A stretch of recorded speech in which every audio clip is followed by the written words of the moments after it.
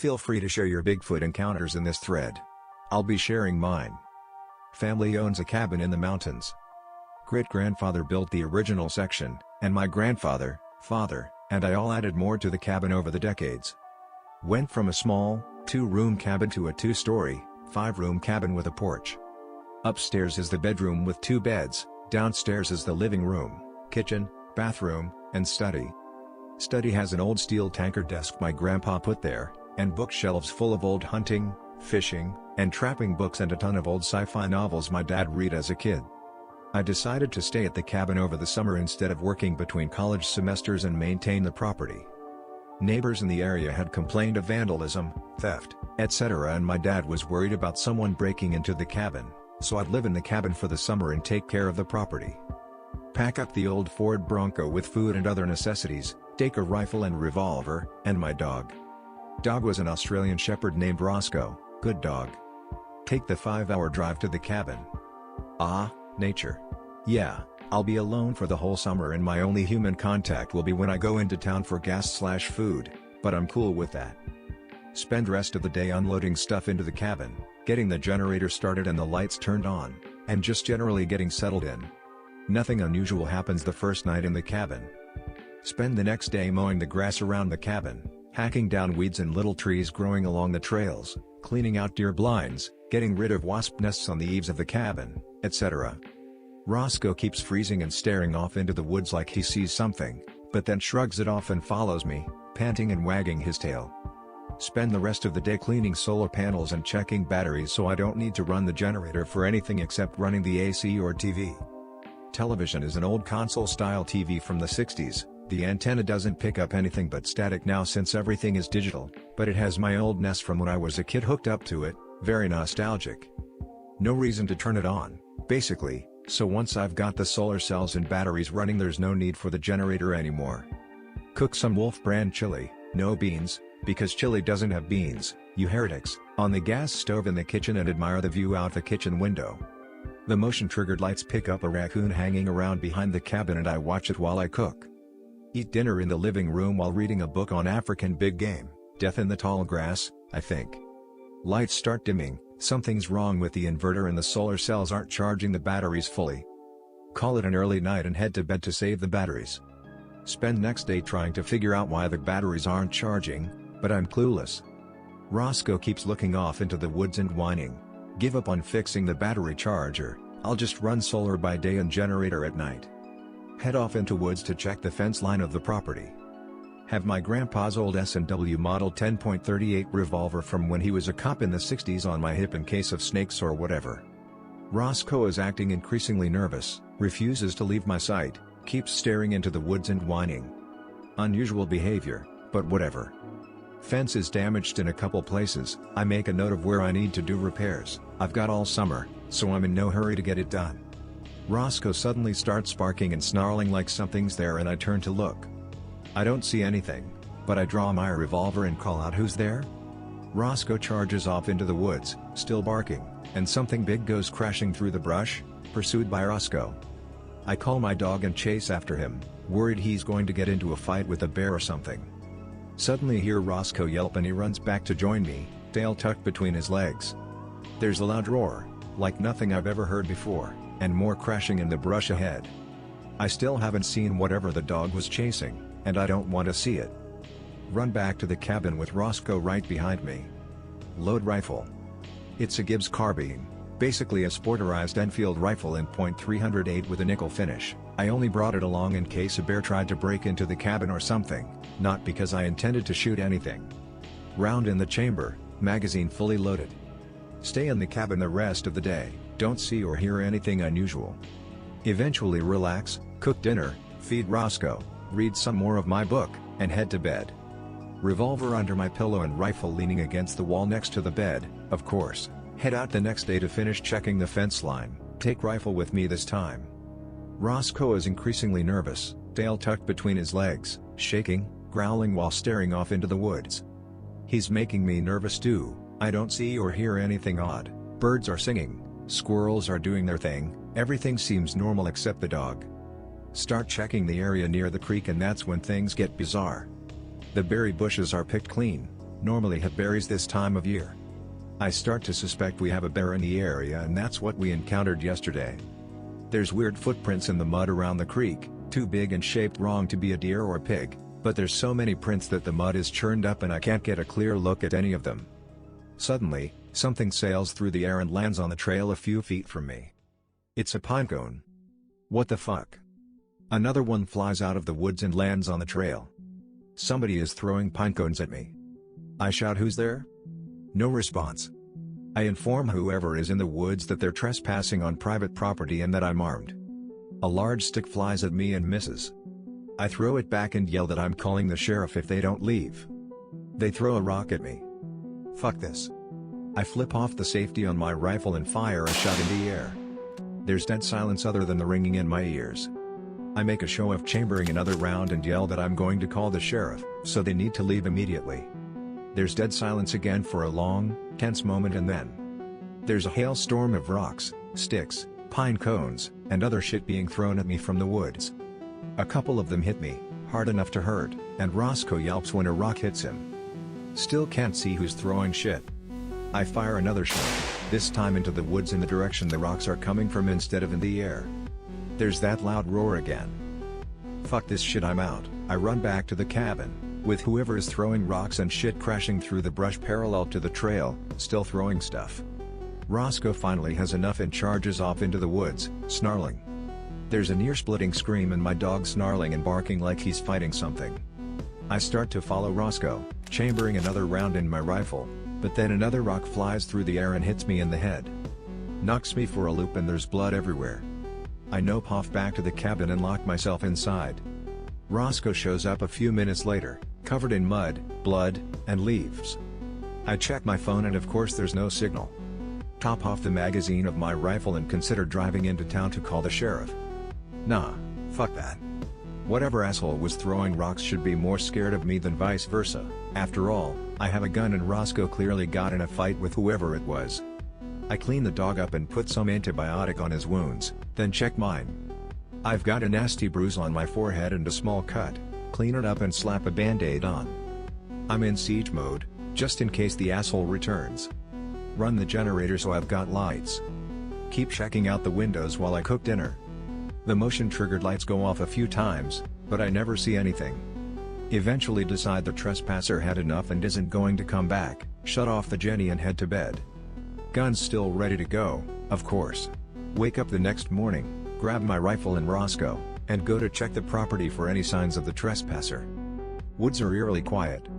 Roscoe is acting nervous again.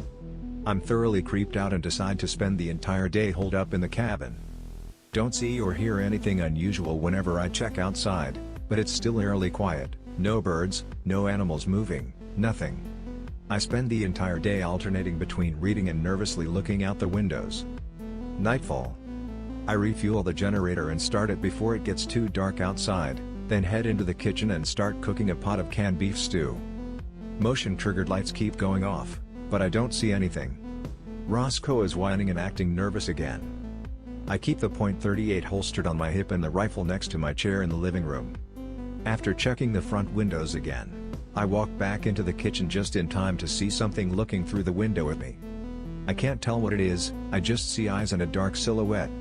I shout and draw the revolver, pointing it at the window, and whatever it is vanishes.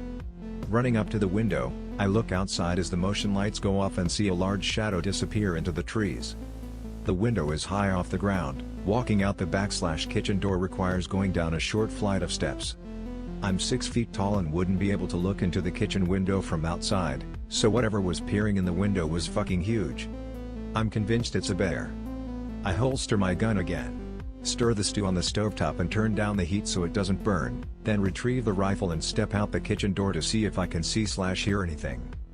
The lights flicker and the generator sputters, coughs, then dies. I'm left in the dark. Shit, head back into the cabin, bark my shit on the coffee table, and lay my rifle in the chair. Roscoe is whining. I grab an old army anglehead flashlight from by the front door and step onto the porch. The generator is in an enclosure to the left of the door. I open it up, double-check the fuel tank, don't see anything obviously wrong, and start the generator up again. Lights come back on. There's the sound of shattering glass and I run back into the kitchen just in time to see a long, hairy arm reaching through the broken window and grabbing my pot of stew on the stove. I whip out the .38 and empty it at the window. There's an ear-splitting screech and the pot of stew is dropped, making a mess all over the stovetop and kitchen floor.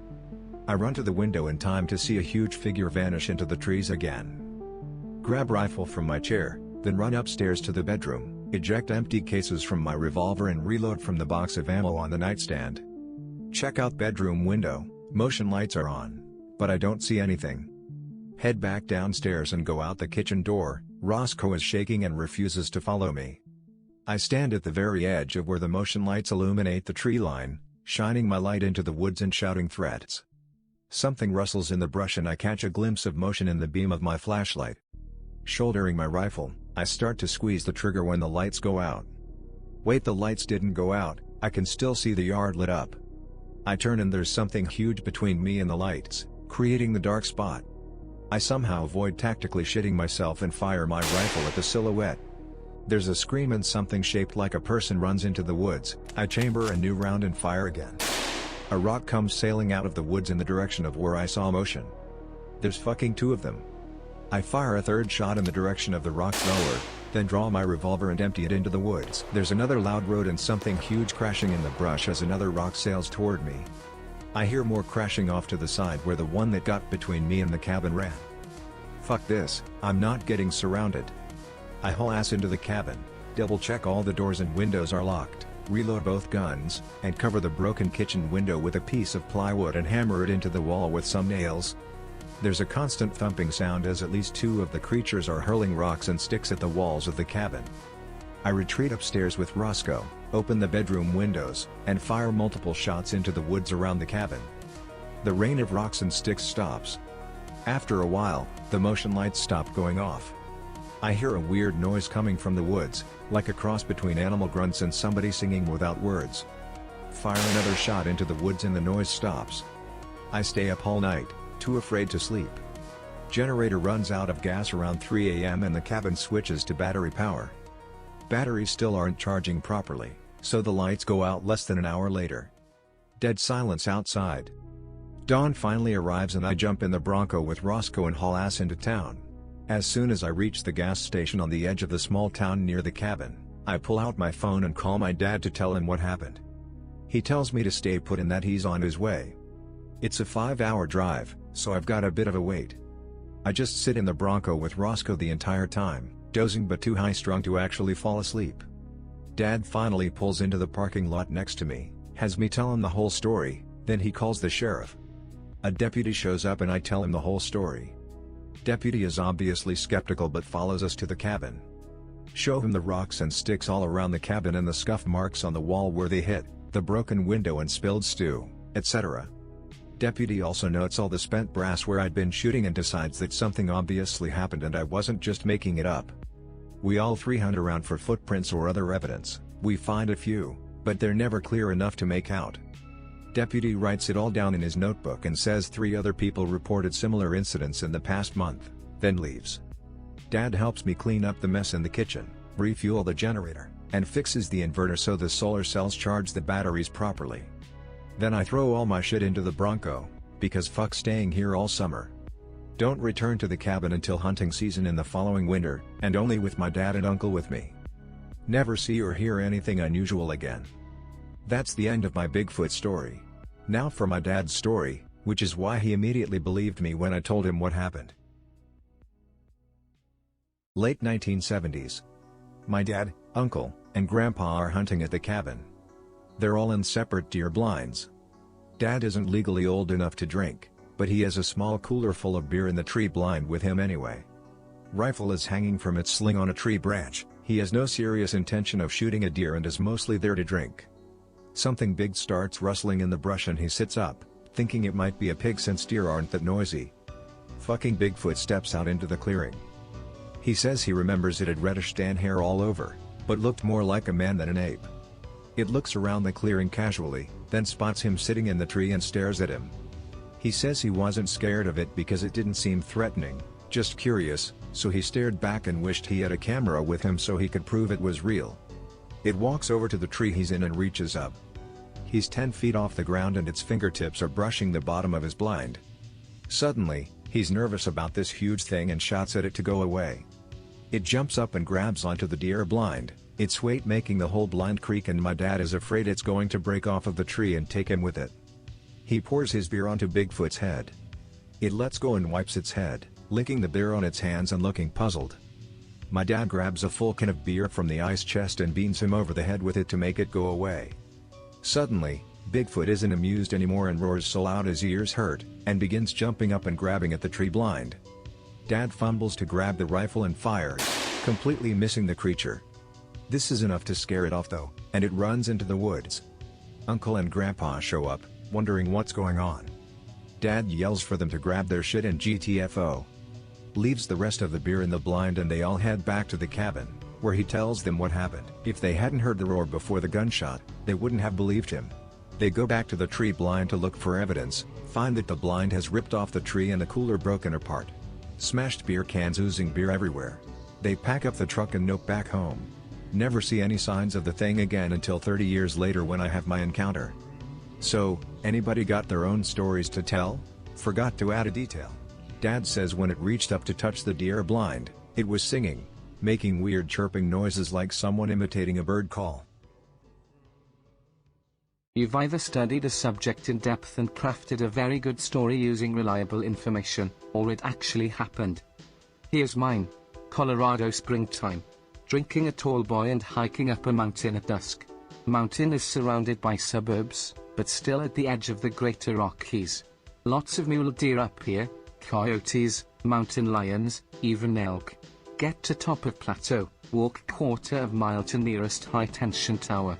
Drunk, feeling tough, decide to stand on cement pylon and piss on it.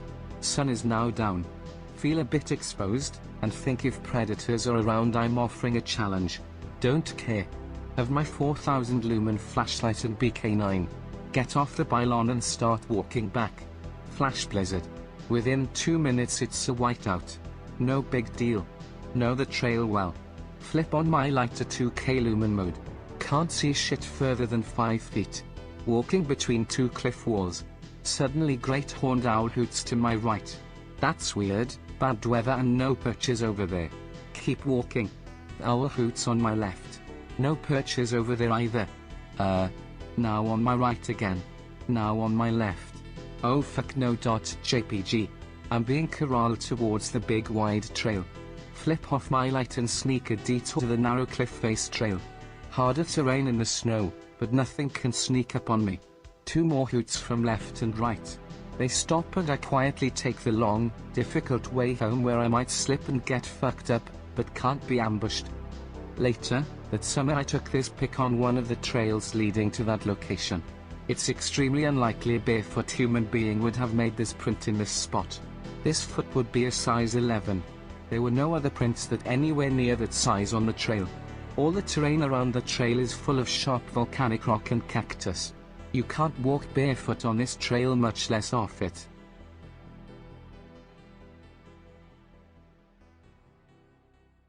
Solo camping in northeast Iowa near Mississippi, an area with Bigfoot sightings. Eat mushrooms. Hike to top of ridge to watch sunset. Excellent. Realize it's getting dark, so I should get back to start a campfire to keep me warm and also to stare at / be entranced by. Descend from limestone bluff and at the bottom, all the hairs on my arm and neck go up and my fight/flight response goes off in an incredibly intense way. I am being hunted. I figure it's probably a mountain lion because there are lots of those in the area. I begin to move through tall grass back to the trail. Hear something huge moving behind me, slow, long steps. Swoosh swoosh swoosh through the grass. Fuck this. Run back the whole way to my campsite feeling like I'm getting chased.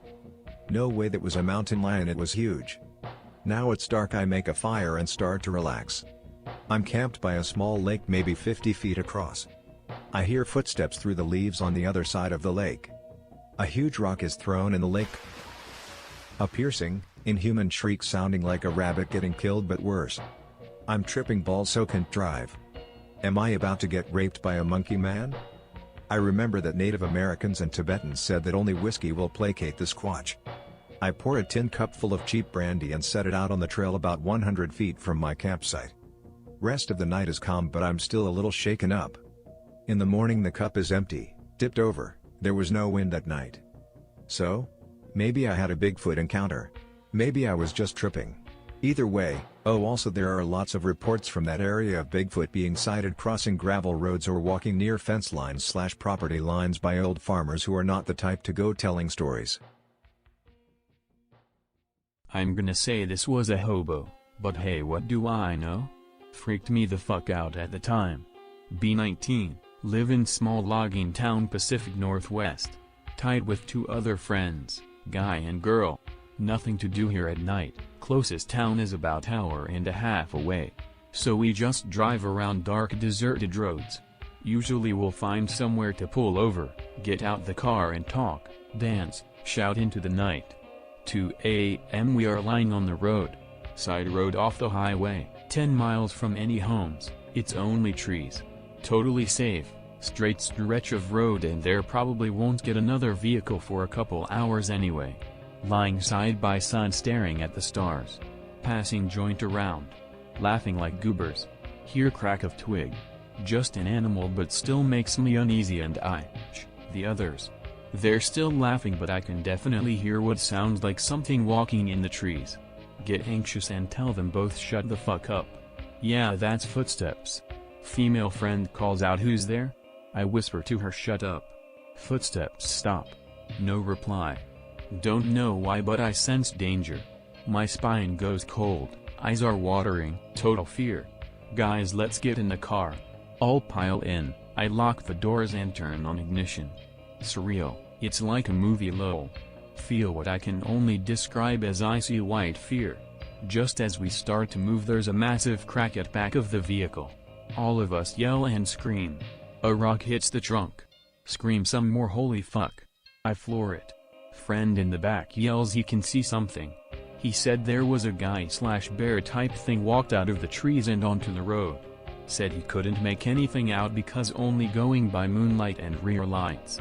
At least 7 foot tall and built like a truck. Again I tell myself probably an old hermit kinda guy. Also this happened 20 years ago and maybe my recollection has gone a bit wrong on some parts. But yeah, it could have been that other thing. Who knows? We never stopped down that road again. This is a pretty common sort of Sasquatch encounter. Most of the time you don't see them. Almost all encounter stories involve them scaring you out of the area. They're predators and humans spook the game. Yeah, I've heard similar accounts. Especially throwing things. But I try to be skeptical. Part of me would prefer it wasn't what I think it is. And yeah, sure, time has passed. I had been smoking a joint. But I don't know, man. There was an incredibly uneasy air. I've spent so much time in the woods, even on my own, and never felt anything like it. Like I was in the wrong place and needed to fuck off quick. This place was not for me. I never saw it, and can only go by what my friend said. I don't doubt him. He wasn't the type to fuck people around. There was an incredibly uneasy air. I've spent so much time in the woods, even on my own, and never felt anything like it. This is also very common. Even veterans have reported being more afraid of during their Sasquatch encounters than in firefights and close combat. An explanation for this might simply be a naturally selected instinct. Assuming they're real, they didn't come from nowhere a couple decades ago. We've co-evolved with them, and one-on-one they're a higher predator. Possibly the only one. Humans can outsmart or kill just about any other animal with a good spear. Not so the Sasquatch, which is nearly as smart as we are and much better adapted to wilderness. Not to mention much stronger than human athletes.